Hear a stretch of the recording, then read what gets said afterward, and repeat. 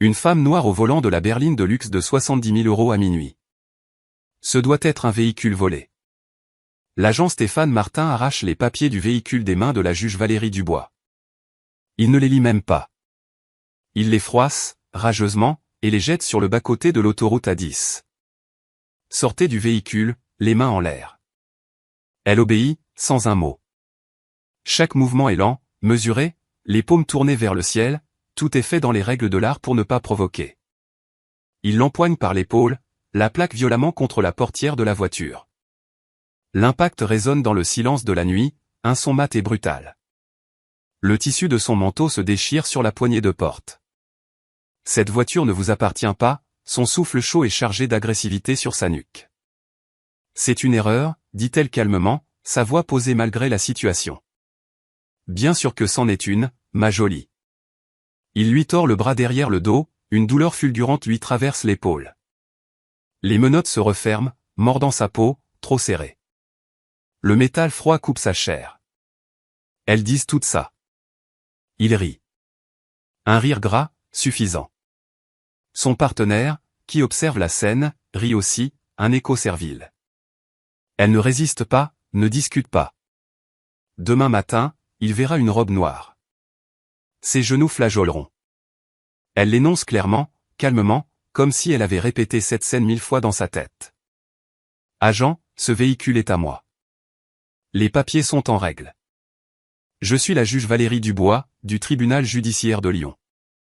Vous pouvez vérifier mon identité auprès de votre centrale. Martin éclate de rire. Pas un simple ricanement, mais un rire franc, sonore, comme si elle venait de lui raconter la meilleure blague de la semaine. Vraiment créative, dit-il en secouant la tête. Je vous l'accorde, madame la juge. C'est une première. Un second véhicule de patrouille arrive, gyrophare bleu balayant la scène, mais sans sirène. La sergente Sandrine Moreau en sort. La quarantaine bien entamée, 20 ans de service. Elle évalue la situation d'un œil expert. La voiture de luxe. Valérie, son manteau coûteux malgré la déchirure, son élocution parfaite, son absence totale de panique. Tu es sûr de ton coup sur celle-là ? Demande-t-elle à voix basse, pensant que Valérie ne peut pas l'entendre. Absolument certain, répond Martin. Fais-moi confiance. Moreau hoche lentement la tête. Alors, fais ça dans les règles. Et documente tout. La traduction est claire. Couvre tes arrières. Fais en sorte que ça tienne. Valérie observe cet échange, l'enregistre mentalement. Ces deux-là ont déjà fait ça. Ils ont un système. Puis-je appeler mon mari ? Demande Valérie, d'un ton mesuré, sans supplier. Il est avocat. Vous aurez droit à votre appel au poste, rétorque Martin. Comme tout le monde. À 5 mètres derrière eux, un troisième officier se tient près de sa voiture. L'agent Léo Fournier, 26 ans, sorti de l'école de police nationale depuis 8 mois. Sa caméra piéton est allumée. Elle tourne depuis son arrivée sur les lieux il y a 3 minutes. Il ne dit rien, ne bouge pas. Il reste là, la main sur sa ceinture, son visage illisible dans l'obscurité, mais son silence est assourdissant. Valérie le remarque, croise brièvement son regard. Il détourne les yeux, trop vite. Elle connaît ce regard. Le malaise moral, celui qui vient quand on sait que quelque chose est profondément injuste mais qu'on ne sait pas comment l'arrêter. Moreau s'approche, braquant sa lampe de poche directement sur le visage de Valérie, l'étudiant. Madame, vous allez devoir nous suivre au commissariat. Vous pourrez régler tout ça là-bas. Régler quoi ? Demande Valérie. La voiture est à mon nom. Les documents sont valides. De quoi suis-je accusé ? Soupçon de conduite d'un véhicule volé, lance Martin, trop confiant. Et on ajoutera usurpation d'identité d'un agent public pendant qu'on y est. Il construit son dossier, là, maintenant, envenimant la situation. Valérie cesse d'argumenter. Inutile. Pas ici. Pas avec 3 policiers et le flot incessant de voitures sur l'autoroute. Elle laissera le matin parler pour elle. Martin retourne à sa voiture, s'installe, tape les informations de Valérie dans l'ordinateur de bord. Numéro de permis, immatriculation, numéro de série du véhicule. Il attend, tapotant sur le volant, impatient. La radio grésille. Unité 52, ici le central. Une voix féminine, neutre, professionnelle. Véhicule immatriculé. Revient valide à la propriétaire Valérie Dubois. Adresse à Lyon. Casier vierge. Pas de mandat. Pas de déclaration de vol sur ce véhicule. Vous pouvez la laisser partir. Martin fixe l'écran. L'information ne correspond pas à ce qu'il attendait. Moreau apparaît à sa fenêtre. Alors? C'est clean, dit Martin. Mais il y a un truc qui cloche. Moreau hoche la tête. Fais confiance à ton instinct. Si ça ne le sent pas, documente. Embarque-la. On triera ça au poste. À l'arrière de la voiture, derrière la grille, Valérie est assise, les mains menottées dans le dos. Le siège en plastique est froid. Elle a tout entendu. Ils savent que la voiture n'est pas volée. Mais il continue. Sa mâchoire se crispe. Elle n'a plus peur. Elle calcule. Martin sort, ouvre la portière passager de la berline. Fouille d'inventaire. Zone grise légale, mais il le fait. Il trouve sa mallette. Cuir cher, initiale gravée, VD. Il l'ouvre. Document du tribunal, dossier, carte de visite à son nom, en tête du tribunal judiciaire de Lyon. Tout est officiel. Il feuillette les papiers, voit un numéro de dossier. L'État français sait. Martin. Son cerveau n'enregistre pas. Martin est un nom commun. Ça pourrait être n'importe qui. Son ego l'empêche de voir la vérité. Moreau s'approche. Quelque chose? Martin brandit une carte de visite. Elle a de fausses cartes de juge. Du bon travail, bien fait. Moreau examine la carte. Embarque-la pour usurpation d'identité aussi. C'est un crime. La voix de Valérie traverse la grille, une fureur contenue perçant son calme professionnel. Agent Martin, je vous conseille vivement de vérifier mon identité auprès du palais de justice avant de continuer. Ça ne se terminera pas comme vous le pensez. Martin claque la mallette. Elles essaient toutes ce coup-là, dit-il à Moreau. Derrière eux, l'agent Fournier change de pied, mal à l'aise. Sa caméra piéton enregistre toujours. Tout. Chaque mot, chaque geste, chaque violation. Valérie le voit dans le rétroviseur, remarque son langage corporel. Il est témoin. Elle enregistre ça aussi. Martin démarre, prend l'autoroute vers le commissariat. Moreau le suit.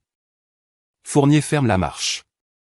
Le trajet de 15 minutes se passe en silence. Valérie ne parle pas. Elle joue une partie plus longue.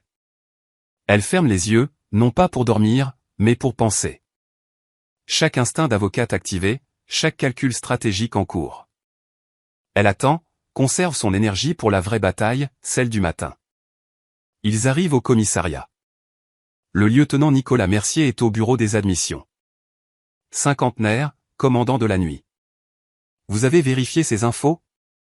Demande-t-il, une question de routine. Casier vierge, dit Martin, mais le profil du véhicule correspond au schéma qu'on observe. Mercier signe le formulaire sans le lire. Enfermez-la. L'équipe de jour s'en occupera. C'est tout. Simple. Une signature, pas de question. Valérie est prise en photo, ses empreintes relevées. Son téléphone, son sac, ses clés, sa dignité, tout est placé dans une enveloppe. On la conduit à une cellule de dégrisement. Béton, un banc en métal. Une autre femme, ivre, dort et ronfle. Valérie s'assied à l'autre bout, portant toujours son manteau de 800 €, toujours digne, toujours en train de réfléchir. La porte se referme. Elle a droit à un appel. Elle compose le numéro de son mari. Marc Dubois, avocat lui aussi. Marc, écoute attentivement, sa voix est basse, contrôlée. Ne dis rien. Ne viens pas au poste. N'appelle personne. Retrouve-moi au palais de justice demain à 8h30. Je t'expliquerai tout. Fais-moi confiance. Il veut poser des questions. Tu es en sécurité? demande-t-il enfin.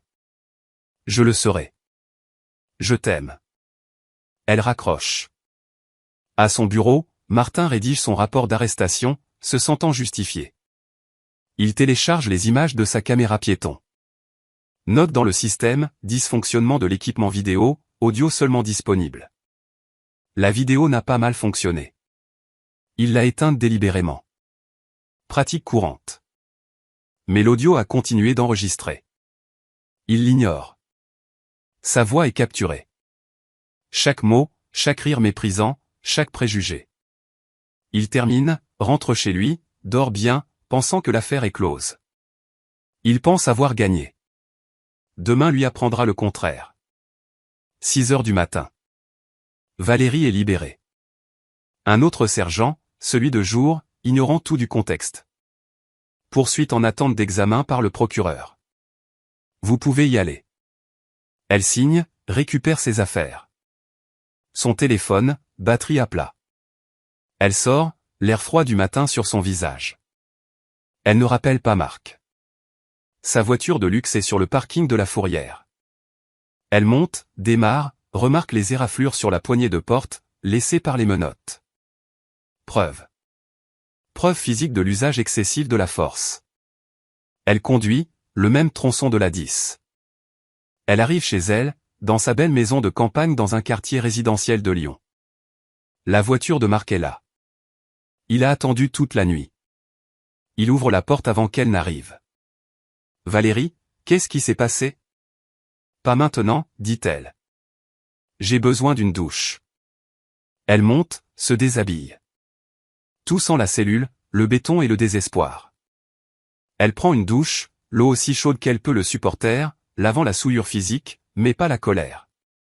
Elle s'habille, ouvre son placard, prend sa robe de juge. Tissu noir, lourd, autoritaire. C'est son armure. Marc attend dans la cuisine. Il a fait du café. Elle descend, la robe sur le bras. Elle prend une tasse. La nuit dernière, l'agent Stéphane Martin m'a arrêté pour conduite de ma propre voiture. Il a prétendu qu'elle était volée. Le central a confirmé que non. Il m'a arrêté quand même, puis m'a accusé d'usurpation d'identité d'agent public. Le visage de Marc passe par plusieurs émotions. On les poursuit en justice, dit-il. Violation des droits civils. Non, sa voix est ferme. Pas encore. Je vais gérer ça à ma façon. Retrouve-moi au palais de justice à 8h45, salle d'audience principale. Tu comprendras. Il la regarde. Que prépares-tu ? La justice, dit-elle simplement. Il est 7h30. 1h15 avant l'audience. Avant le procès de Martin. Son affaire de violence excessive. Celle qui lui a été assignée depuis 3 semaines. Celle qu'elle examinait hier après-midi. La raison pour laquelle elle rentrait si tard. L'univers a un sens de l'ironie. Elle prend sa mallette, la même que Martin a fouillée, contenant toujours les mêmes dossiers, y compris le sien. On se voit au tribunal, dit-elle à Marc. Elle conduit jusqu'au palais de justice, se gare sur sa place réservée, entre par le côté. Elle va directement dans son bureau, s'assied, ouvre le dossier. L'État français c'est Stéphane Martin. Elle l'a déjà lu 3 fois. Allégation de violence excessive. Un jeune de 17 ans, Hugo Bertrand. Un contrôle routier qui a mal tourné. Le genou de Martin sur le dos du jeune. Une réponse disproportionnée. Un schéma de comportement. Elle le relit une 4e fois, avec un nouveau regard. Un regard personnel. Un regard de victime. Car maintenant, elle n'est plus seulement la juge, elle est une preuve. Elle est la pièce à conviction A. Son téléphone vibre. Texte du greffier. La salle d'audience est prête. Elle se lève, enfile sa robe. Vérifie son reflet. Calme, professionnel. Aucune trace de l'épreuve de la nuit dernière. Mais sous la robe, une rage froide, calculatrice, patiente. Elle est sur le point d'entrer dans cette salle d'audience, de s'asseoir sur ce siège, de voir l'agent qui l'a arrêté il y a 10 heures. Et il n'en a aucune idée. Elle prend son marteau, sans son poids, son autorité. Elle n'est pas une avocate qui poursuit en justice. Elle n'en a pas besoin. Elle est la loi. Et dans 15 minutes, l'agent Stéphane Martin va apprendre ce que cela signifie. 48 heures plus tôt. L'agent Léo Fournier est à sa cérémonie de remise de diplôme de l'école de police nationale. Son père, Jean Fournier, est à ses côtés, immigrant de première génération, arrivé il y a 30 ans sans rien. Il a bâti une entreprise de construction, a payé les études de ses 3 enfants. Il serre l'épaule de son fils, les yeux pleins de fierté, mais aussi d'inquiétude. Tu es devenu policier pour que les gens comme nous soient en sécurité, dit-il, son accent toujours présent. Bien. Maintenant, sois le policier dont nous avions besoin quand nous sommes arrivés, pas celui que nous craignons. Promets-le-moi. Léo promet, sans encore comprendre tout le poids de ses mots. Il le comprendra bientôt. Présent, la même nuit que l'arrestation de Valérie. Léo est dans le vestiaire du commissariat, épuisé mais incapable de dormir. Il ne peut s'empêcher de penser à ce qu'il a vu. Il sort sa tablette personnelle, ouvre le transfert de fichiers du système de sa caméra piéton. Le règlement du service le permet. Il regarde la berline de luxe arrêtée. Le gyrophare. L'approche de Martin. Son langage corporel agressif. Le préjugé déjà formé. Les mains de Valérie sur le volant, conformité visible. Les documents présentés sans délai. Martin les regarde à peine, les rejette, fait monter la tension sans raison.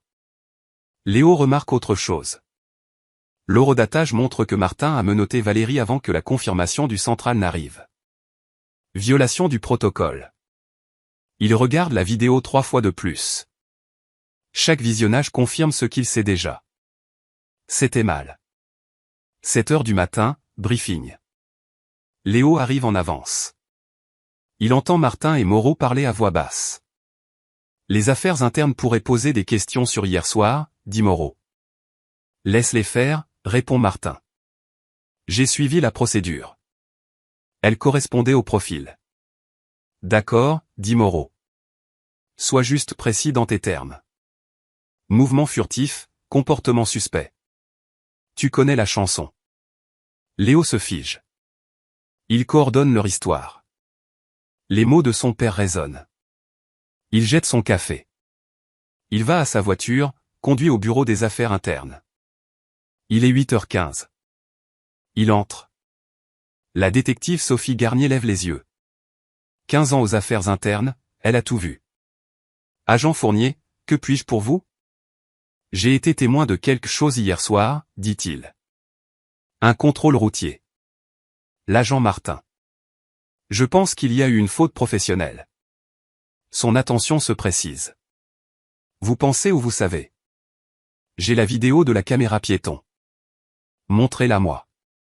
Est-ce que ça peut rester anonyme? Je peux accepter les preuves via notre boîte de dépôt numérique anonyme, dit-elle prudemment. Téléchargez le fichier, incluez l'heure et le lieu. Léo sort sa tablette, télécharge le fichier. Contrôle routier 23h43. A10. Agent Martin. Possible faute professionnelle. Ma conscience ne me laisse pas faire. Il appuie sur envoyer. L'ordinateur de Sophie Garnier sonne. Elle ouvre le fichier, regarde la vidéo. Sa mâchoire se crispe. Elle s'arrête quand le visage de Valérie est visible, zoom. La reconnaissance la frappe. Agent Fournier, sa voix est plus vive. Savez-vous qui est cette femme? Non, madame. Devrais-je? Vous le saurez, dit-elle. Tout le monde le saura bientôt. Vous avez bien fait de venir. Ceci reste confidentiel. Retournez au travail. Agissez normalement. Elle l'arrête alors qu'il part. Fournier. Votre conscience vous a fait honneur. Ne perdez pas ça. Léo repart, les mains tremblantes. Il a fait ce qu'il fallait. Sophie Garnier verrouille sa porte, rejoue la vidéo. Elle appelle le capitaine Philippe Roussel, le supérieur de Moreau. Capitaine, c'est Garnier. Nous devons parler. Avant 9 heures. C'est urgent. Pause. Urgent au point de mettre fin à une carrière. Et ça implique la juge Valérie Dubois. Une autre pause. Je suis là dans 20 minutes. Elle raccroche, crée un nouveau dossier, le marque comme prioritaire. Elle appelle ensuite le chef de la police. Chef, c'est Garnier. Vous devez être à la salle d'audience numéro 3 ce matin à 9h20. Ne posez pas de questions. Soyez juste là. 8h30. Chez lui, Martin met son uniforme de cérémonie pour le tribunal. Son téléphone vibre. Un texto de son avocat, Olivier Bernard. La juge n'a pas changé. Tenez-vous au script. Elle est juste mais minutieuse. Martin répond, pas de problème. J'ai eu un contrôle bizarre hier soir, une femme qui prétendait être une juge. Il vérifie son col dans le miroir. Le téléphone vibre à nouveau. Comment s'appelait-elle? Martin tape Carter. Valérie Carter. Pleine de faux papiers. Il ne voit pas la réponse de Bernard, car Bernard ne répond pas. Il fixe son téléphone. Il connaît ce nom. Il sait exactement qui est Valérie Dubois. Son client vient d'arrêter sa propre juge 10 heures avant son procès. Il ne l'appelle pas. Calcul professionnel. Mieux vaut évaluer la situation en personne. 8h45. Palais de justice. Martin arrive. Il voit Bernard qui l'attend. L'huissier ouvre les portes de la salle d'audience. La cour. L'honorable juge Valérie Dubois préside. Martin entre, regardant ses notes. La porte latérale s'ouvre. La juge entre. Martin lève les yeux. Le temps s'arrête. La reconnaissance le frappe comme un train. Ses yeux s'écarquillent. La couleur quitte son visage. Ses lèvres s'entr'ouvrent. Sa mallette tombe de ses doigts, le bruit résonnant dans la salle silencieuse. Ses genoux se dérobent. Il s'affaisse sur la table de la défense, les jointures blanches. Il halète. Bernard lui attrape le bras. Asseyez-vous. Martin s'effondre sur la chaise. L'huissier s'avance. Monsieur, avez-vous besoin d'une assistance médicale? Martin secoue la tête, incapable de parler. Valérie s'installe, prend son temps, arrange ses papiers. Elle ne le regarde pas encore. Un jeu de pouvoir. Au fond, le capitaine Roussel est assis, son téléphone enregistrant la scène, Garnier à ses côtés. Valérie lève enfin les yeux, son regard se verrouille sur Martin. Il ne peut soutenir son regard. Avocat, dit Valérie, sa voix glaciale. Votre client a-t-il besoin d'une assistance médicale? Non, votre honneur, nous sommes prêts, ment Bernard. Bonjour, dit Valérie. Affaire numéro 2024, CR 842, l'État français contre Stéphane Martin. Allégation de violence excessive. Avant de commencer, je dois faire une déclaration à la cour. Le mot « déclaration » frappe Martin. Une nouvelle vague de panique. Le silence est total. Le souffle de Martin est audible. Les mains de Valérie reposent à plat sur le banc, stable. La nuit dernière, à environ 23h43, j'ai été arrêté par l'agent Stéphane Martin sur l'autoroute A10. J'ai été arrêté pour suspicion de conduite d'un véhicule volé et usurpation d'identité d'un agent public. J'ai été détenu jusqu'à 6h ce matin. La salle d'audience explose en murmures choqués. Bernard ferme les yeux. Valérie continue, sa voix égale. Le code de déontologie des magistrats, article 3, exige la divulgation de toute interaction qui pourrait créer une apparence de partialité. J'ai maintenant fait cette divulgation. Je ne me récuserai pas dans cette affaire. Bernard se lève. Votre honneur, avec tout le respect que je vous dois, cela crée une apparence inévitable de partialité. Avocat, le couple Valérie, votre client m'a arrêté illégalement il y a 10 heures sur la base d'un profilage racial. Si quoi que ce soit, je suis prédisposé à être encore plus scrupuleusement juste. Ma décision aujourd'hui sera basée uniquement sur les preuves présentées. Sommes-nous clairs? Oui, votre honneur. Bien. Alors procédons. L'accusation, vous pouvez commencer. Valérie boit une gorgée d'eau, sa main parfaitement stable. Elle n'est pas là pour la vengeance, mais pour la justice. Et elle va la rendre, dans les règles de l'art. Chloé Lambert, la jeune procureure, s'approche, comprenant enfin l'ampleur de l'affaire. Votre honneur, l'État démontrera que le 14 mai 2024, l'agent Stéphane Martin a utilisé une force excessive lors d'un contrôle routier de routine sur Hugo Bertrand, 17 ans. Elle diffuse la vidéo de la caméra piéton. Autre affaire, mais même schéma. Commandements agressifs, réponse physique disproportionnée. Le jeune au sol, le genou de Martin sur son dos. Hugo Bertrand témoigne. Je cherchais mes papiers comme il l'avait demandé. Il a ouvert ma portière, m'a tiré dehors. Je n'ai pas résisté. J'étais terrifié. Valérie s'avance. Je souhaite examiner le schéma de comportement de l'accusé plus en profondeur. L'accusation est-elle au courant d'incidents similaires? Votre honneur, il y a eu des plaintes antérieures, mais elles ont toutes été classées sans suite. Je ne demande pas pour les plaintes classées. Je demande pour les incidents. Les portes du fond s'ouvrent. La détective Garnier entre. Votre honneur, les affaires internes ont reçu des preuves au cours des dernières 24 heures d'un incident impliquant l'agent Martin qui démontre un schéma de conduite directement pertinent. J'ai des preuves vidéo et audio. Objection. Crie Bernard. C'est très irrégulier. Avocat, ces preuves concernent un incident survenu il y a 10 heures. Je l'autorise. Votre objection est notée. Garnier tend une clé USB à la procureure. La vidéo de la caméra piéton de Léo Fournier est projetée. La berline de luxe. L'approche de Martin. Garnier commente. Le sujet montre une conformité visible. On voit Martin jeter les papiers, l'agression, les menottes trop serrées. La salle d'audience murmure avec horreur. C'est moi, il y a 10 heures, dit Valérie depuis son siège. Notez l'horodatage. Notez que je présente mes papiers immédiatement. Notez que je ne fais aucun mouvement de résistance. L'audio de la caméra piéton de l'agent Martin a continué à enregistrer, ajoute Garnier. On entend la voix de Martin. Les gens comme vous pensent toujours pouvoir conduire des voitures comme ça. Puis sa propre voix calme, agent, je suis la juge Valérie Dubois. Le rire méprisant de Martin. Sa remarque sur le profil. Le silence dans la salle est assourdissant.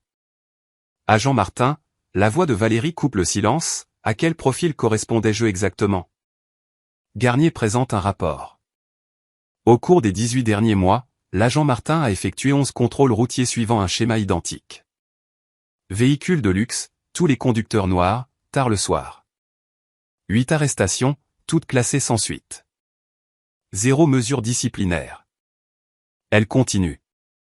De plus, 3 plaintes officielles pour violence excessive, profilage racial et falsification de rapports ont été effacées de son dossier il y a 2 semaines par le lieutenant Nicolas Mercier, en violation de la politique du service. Le lieutenant Mercier fait actuellement l'objet d'une enquête pour obstruction. Les journalistes se ruent sur leur téléphone. Valérie regarde Martin. Vous m'avez arrêté pour usurpation d'identité d'un agent public alors que je rentrais chez moi après avoir examiné des dossiers. Savez-vous quel dossier j'examinais? Elle brandit le dossier. L'État français contre Stéphane Martin. Votre dossier. Elle le repose. J'ai entendu suffisamment de preuves. Agent Martin, je vous déclare coupable de violence excessive dans l'affaire Hugo Bertrand. Le schéma de votre comportement démontre que ce n'était pas un incident isolé. Je réfère également votre conduite de la nuit dernière au procureur pour poursuite pénale au titre de l'article 432-4 du Code pénal français, détention arbitraire par une personne dépositaire de l'autorité publique. La sergente Sandrine Moreau est déférée aux affaires internes pour négligence. Le lieutenant Nicolas Mercier répondra au procureur pour obstruction à la justice.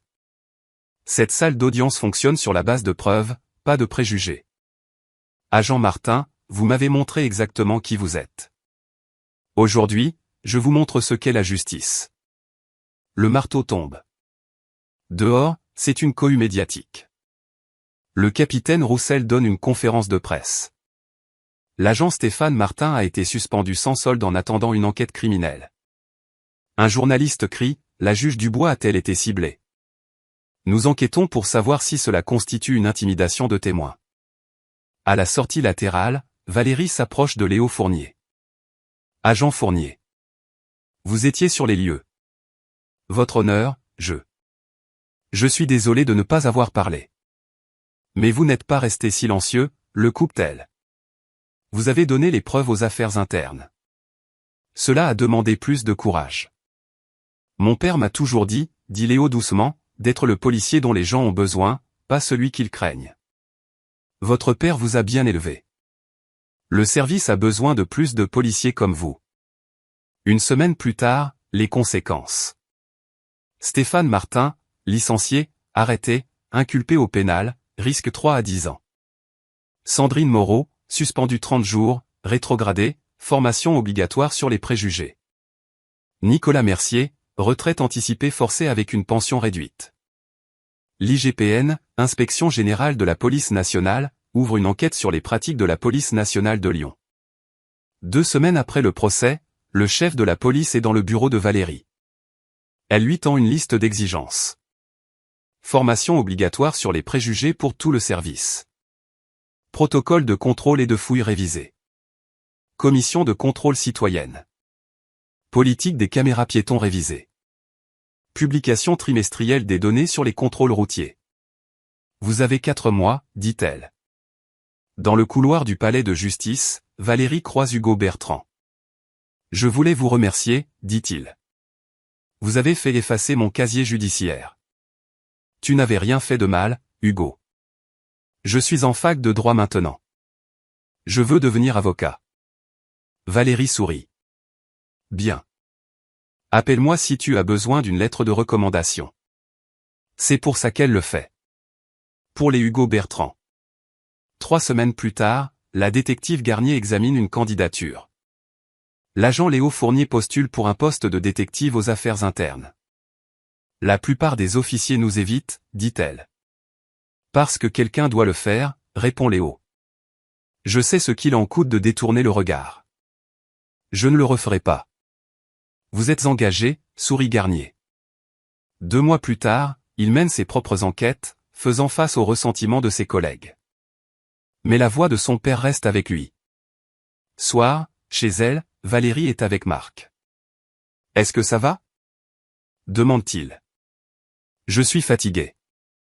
En colère, toujours. Mais ça va. Nous avons commencé quelque chose de réel. Ce n'était pas seulement pour toi, n'est-ce pas ? Non.